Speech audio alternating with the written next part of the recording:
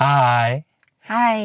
banyak orang pengen banget bisa pede, percaya diri gitu ya. Nah, banyak orang mengasosiasikan percaya diri itu adalah satu kemampuan public speaking gitu. Ngomong di Oke. depan orang banyak dengan santai, rileks, terus penuh semangat, itu namanya percaya diri katanya Oh begitu. dia pede gitu Oh dia ya. pede gitu ya, asosiasi pedenya seperti itu gitu ya. Oke. Nah, tapi apakah percaya diri itu hanya sebatas itu aja artinya gitu ya. Nah, di video kali ini kita mau bahas tentang percaya diri yang sesungguhnya. Nah, diri itu kan kita secara utuh kan, Ya. gitu kan. Nah, yang menariknya adalah Tuhan, semesta atau apapun sebutannya itu sudah memberikan kita banyak fasilitas yang menuntun diri kita untuk berjalan selaras dengan semesta. Oke. Nah, cuman sayangnya dari kecil kita tidak diajarkan memanfaatkan fasilitas-fasilitas ini. Iya, karena kita nggak tahu ya. Karena kita nggak tahu gitu ya. Nah, sehingga memunculkan kejadian-kejadian yang membuat kita mengalami kegagalan. Pada saat kita mengalami kegagalan, kita merasa jadi krisis percaya diri gitu. Duh, kok saya bisa kayak gini ya? Berarti saya gagal ya. Berarti saya tidak bisa melakukan ini. Saya nggak bisa itu gitu. Akhirnya kita menjadi tidak percaya diri. Bahkan kita tidak percaya pada keputusan-keputusan di dalam hidup kita. Ya. Apalagi nanti kalau misalnya kita lagi mengalami benturan-benturan lah ya, gitu ya, masalah-masalah dalam hidup kita.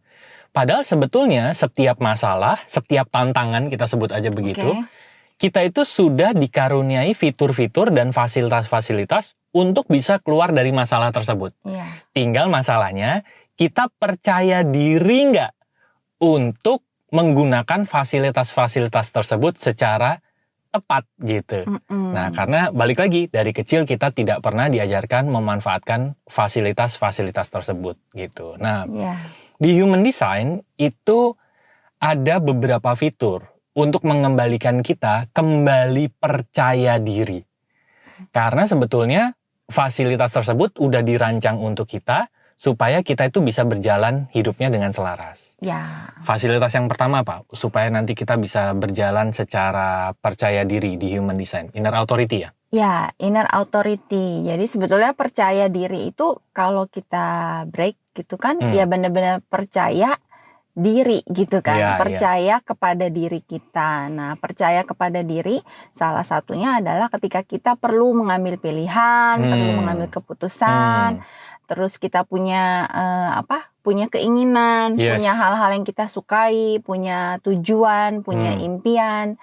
Itu sebetulnya seberapa besar kita percaya pada itu semua kan gitu. Jadi inner authority itu adalah salah satu fitur yang paling menunjukkan apa yang betul-betul selaras munculnya dari dalam diri kita. Iya. Nah, lalu bagaimana sih? Kita sudah pernah bahas tentang inner authority sebetulnya, sudah beberapa video kayaknya ya. Banyak ya. Nah, sebetulnya kalau secara singkat, apa yang bisa membuat inner authority ini membuat kita percaya diri? Oke, sebetulnya kalau kita mau tarik mundur gitu ya, salah satu hal yang membuat kita tidak percaya diri itu adalah sebetulnya kebutuhan kita untuk dihargai, dimengerti, diakui, dicintai, gitu kan. Sehingga kita berusaha sebisa mungkin apapun yang kita lakukan, yang kita pilih, yang kita putuskan itu kalau bisa membuat kita mendapatkan itu semua. Iya. Gitu ya. Nah, ada di beberapa kejadian gitu ya dalam hidup kita ketika apa yang menjadi pilihan kita, keputusan kita ternyata membuat kita justru tidak merasa gitu ya, merasa tidak dicintai, dihargai, diakui, dimengerti tadi, sehingga akhirnya muncullah yang tadi mulai merasa tidak layak dan mulai merasa takut salah gitu kan.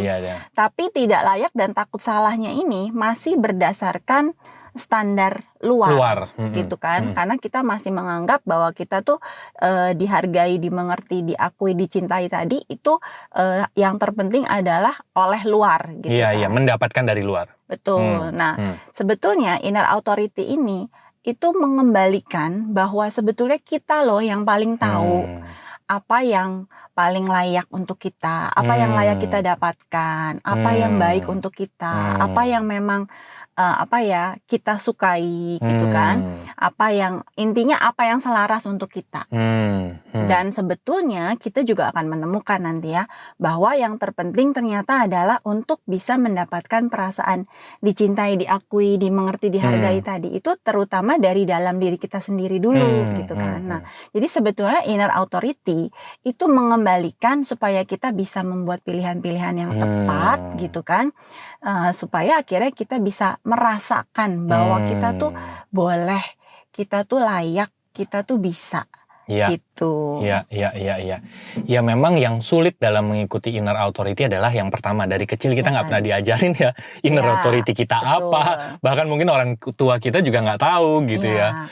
Terus keseringannya malah kita pakai outer authority. Karena yang tadi kita berusaha untuk dicintai, dimengerti, dihargai, diakui, sehingga kita berusaha menyamakan dengan standar luar supaya kita diterima kan. Sehingga yang terjadi kita lebih banyak menggunakan outer. Ikut aja deh yang di luar supaya saya bisa diterima gitu ya. Begitu. Jadi gitu, itu salah satu tantangan juga sih, bagaimana saat kita mau mulai kembali percaya diri itu ternyata kita perlu juga melepaskan bahwa segala sesuatu yang kita butuhkan tuh sebetulnya paling signifikan ketika kita dapatkan dari dalam diri kita sendiri. Oke. Nah, itu fasilitas yang pertama lah gitu ya, inner authority kalau di human design. Ada lagi nggak yang di human design? Signature not self? Signature not self itu fitur untuk mengkonfirmasi gitu ya. Jadi kalau inner authority kan sebelum kita memilih atau memutuskan kita apa nih kayaknya sebelum terjun gitu ya, ikutin gitu kan, ikutin petunjuknya. Nah, setelah kita sudah melakukan gitu ya, ongoingnya gitu kan, kita juga akan bisa mendapatkan konfirmasi dari dalam diri kita bahwa itu tuh udah benar atau enggak menurut kita ya. Jadi standarnya adalah kita, bukan standar luar gitu. Nah, jadi kita juga udah pernah bahas ya signature dan not self. Intinya signature itu sinyal kalau kita sudah on the right track, itu akan muncul perasaan-perasaan tertentu tergantung type apa. Kemudian not self itu kebalikannya, itu adalah seperti lampu merah, sinyal yang muncul kalau kita ternyata lagi belok dari track kita lagi nabrak bahkan gitu ya, kita lagi maksa, itu yang muncul adalah perasaan-perasaan not self gitu kan. Nah, itu sebetulnya fitur yang bisa mengkonfirmasi sehingga kita juga bisa lebih percaya pada diri. Ketika yang keluar signature, oh ya udah berarti keputusan saya benar gitu kan untuk diri saya gitu kan. Jadi gitu sih. Kalau not self ya udah tinggal di review apa yang beloknya itu di bagian apanya, yang nabrak apanya, yang maksa apanya gitu. Oke, makin menarik ya. Jadi pas sebelum memulainya aja kita udah ada fasilitasnya inner authority. Pas sudah memulainya, kita masih punya fasilitas lagi, signature dan not self. Nah, sama yang ketiga nih, ini menarik banget nih sebetulnya. Sama kita sebetulnya kalau di human design, apalagi di kelas lanjutan ya, individuation and healing journey, kita jadi tahu shadow, light, sama CD kita. Jadi kalau kita lagi dalam masa lagi menjalani sesuatu dan masih beroperasi di frekuensi shadow, kita juga tahu, oh saya lagi beroperasi di shadow nih. Sebetulnya saya bisa bertransformasi ke sisi light atau gift, supaya kita malah tidak terjebak terus-menerus di shadow, dan jadi makin tidak percaya diri. Karena banyak orang nggak tahu ya, kalau misalnya dia itu sebelah hanya terjebak di frekuensi shadow. Nah, kalau itu gimana? Jadi betul kata Ari ya, di individuation journey kita mengupas lebih dalam gitu ya. Ada 11 gitu ya, ada 11 gate yang paling berpengaruh dalam perjalanan hidup kita. Nah, ini ada shadow, gift, dan CD. Nah, sebetulnya ketika kita mau kembali percaya kepada diri, salah satunya adalah ketika kita mengetahui bahwa bentukan-bentukan yang selama ini membuat kita nggak nyaman dengan diri kita, itu ternyata bukan diri kita yang sebenarnya. Itu biasanya sisi shadow. Nah, sisi shadow ini muncul biasanya hanya karena ada yang menutupi gitu kan. Nah, dalam perjalanan nanti kita akan sama-sama melihat apa sih selama ini yang menutupi diri atau potensi kita yang sesungguhnya, sehingga kok masih keluarnya bentukan shadow. Jadi shadow ini juga tidak lagi dibenci gitu ya, tapi justru kita pakai untuk mengerjakan supaya kita bisa membuka penutup-penutupnya. Dan yang berikutnya, kita juga jadi bisa tahu potensi diri kita yang sesungguhnya, sehingga kita tahu, oh ternyata di dalam diri saya tuh ternyata saya sudah punya ya segala yang saya butuhkan gitu. Jadi ini membuat kita bisa juga lebih percaya diri tadi ya. Percaya. Kita tahu apa sih yang bisa saya percaya dari diri saya gitu.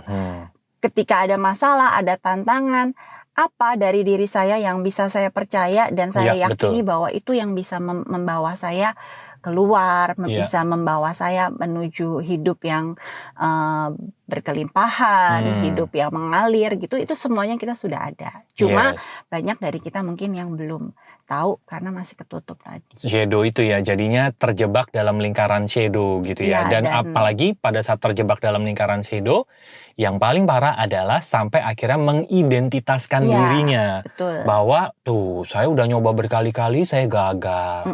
Saya udah lakukan ini tapi tidak sesuai dengan harapan saya.